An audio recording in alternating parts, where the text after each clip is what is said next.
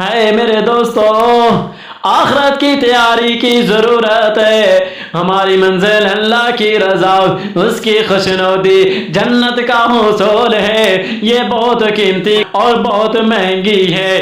جو چیزیں جتنی قیمتی ہوتی ہیں ان کے لیے اتنی زیادہ قربانیاں پیش کرنی پڑتی ہیں، اس کو حاصل کرنے کے لیے اتنی ہی منصوبہ بندی اور ہوشیاری دکھانی پڑتی ہے۔ آپ علیہ الصلوۃ والسلام نے اس بات کو ایک مثال سے سمجھایا، من خاف ادلج ومن ادلج بلغ المنزل، الا ان سلعۃ اللہ غالیہ، الا ان سلعۃ اللہ الجنہ۔ جو ڈرتا ہے وہ رات کے ابتدائی حصے میں چل دیتا ہے، اور جو رات کے شروع میں چل پڑتا ہے وہ منزل پر پہنچ جاتا ہے۔ جان لو اللہ کا سودا گراں ہے، جان لو اللہ کا سودا جنت ہے۔ ترمذی شریف کی یہ روایت ہے۔ عرب ریگستانی خطہ ہے، وہاں دن میں کافی سخت موسم ہو جاتا ہے اور ریت اڑتی ہے، اور کبھی کبھی تو اتنی اڑتی ہے کہ ریت کا ٹیلا بن جاتا ہے، جو اس کی گرداب میں آ جائے تو وہیں مدفون ہو جائے۔ اس وجہ سے عرب لوگ عام طور پر رات کے آخری حصے میں سفر کرتے تاکہ دن میں موسم کے سخت ہونے سے پہلے پہلے منزل پر پہنچ جائیں۔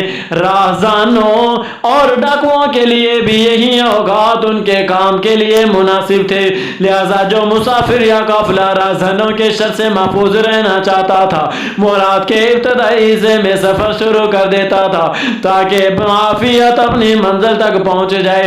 اسی طرح وہ مسافر یا قافلہ جس کو یہ اندیشہ لاحق ہو کہ صحیح وقت ٹھنڈے وقت میں آرام سے اپنی منزل پر نہ پہنچ پائے گا تو وہ رات کے آغاز میں ہی سفر شروع کر دیتا تاکہ آرام سے منزل پر پہنچ جائے۔ وہ مسافر جن کو صحیح وقت پر منزل نہ پہنچنے کا اندیشہ ہوتا ہے، یا وہ مسافر جس کو راہزن کے لوٹ لینے کا اندیشہ ہوتا ہے، دونوں ہی اپنی دین کو قربان کرتے ہیں، اپنے آرام کو ترجیح دیتے ہیں، تو ان کو اپنی منزل آسان سے بخیر و عافیت مل جاتی ہے۔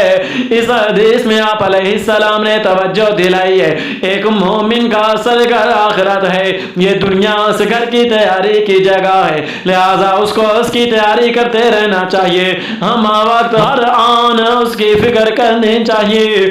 اس عارضی گھر دنیا کو اپنا وطن نہ سمجھے، سفر کے دوران سو نہ جائے، اس میں مگن نہ ہو جائے۔ اگر وہ ایسا کرے گا تو منزل پر پہنچنا دشوار ہو جائے گا۔ دوسری بات یہ ہے، ایک مومن کا اللہ سے ایک معاہدہ ہوا ہے، اور وہ جان و مال کے بدلے جنت کا معاہدہ ہے۔ جنت بہت قیمتی چیز ہے، یہ تبھی ملے گی جب زبان کے اعلان کے ساتھ عمل سے ثابت کیا جائے۔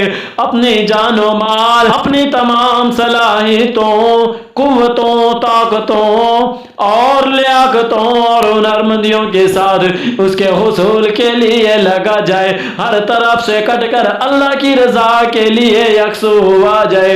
ان اللہ اشتری من المؤمنین انفسهم واموالهم بان لهم الجنہ۔ سورہ توبہ کی آیت نمبر 111۔